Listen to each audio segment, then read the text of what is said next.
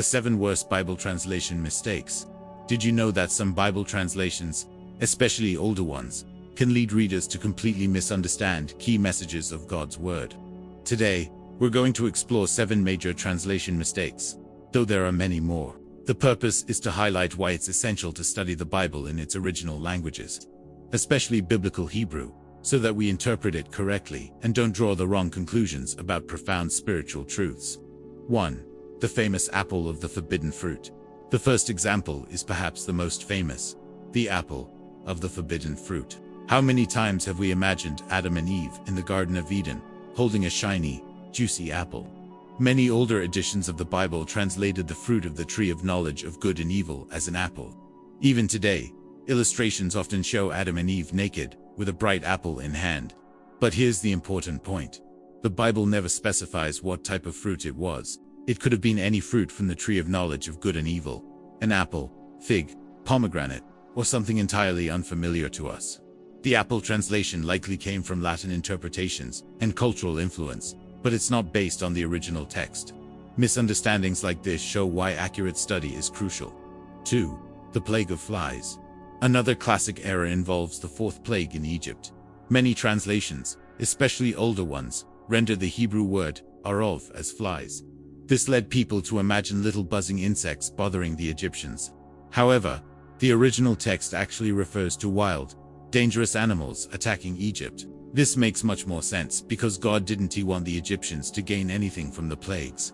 Unlike the frogs, which lingered because they could be used in some way, these animals were completely removed and destroyed, leaving nothing behind. Translating arov as flies entirely downplays the severity and purpose of the plague. 3. Hitting your slave. Some translations give the impression that it's acceptable to beat your slave, as long as they don't die immediately. This is a serious misinterpretation. The Bible clearly states that if a slave dies as a result of punishment, the master is subject to capital punishment. If the slave survives, the master has sinned, but he is not executed. Moreover, masters had significant responsibilities, providing food, clothing, housing, and education for their slaves.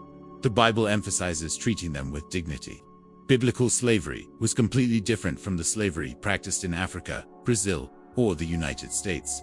At the end of servitude, the master was also required to provide gifts to help the former slaves start an independent life. 4.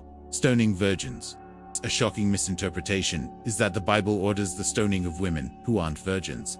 Context is everything. In reality, the passage deals with adultery. The woman in question was betrothed, which in biblical terms already counted as marriage, though she had not yet moved in with her husband. If she lost her virginity before the marriage ceremony, it was considered infidelity, which the Bible punishes severely, often by death. This is not a general prohibition against marrying a non-virgin, but a judgment against adultery. Misunderstanding the context creates unnecessary fear and confusion. 5. Rape. Misinterpretations.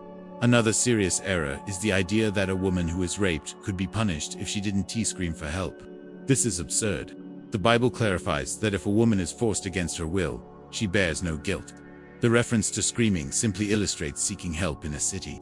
In rural areas, where no one could hear her, she remains innocent, and the attacker is severely punished. 6.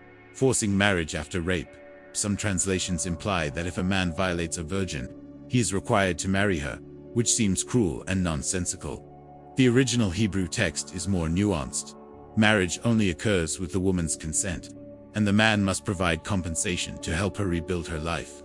There is no biblical mandate for forced marriage, contrary to what some readers have assumed. 7. Eunuchs in marriage. Finally, some translations misinterpret passages about eunuchs, men who cannot reproduce. Some suggest they are completely prohibited from marrying. In reality, the Bible speaks about ritual and communal restrictions, not a total ban.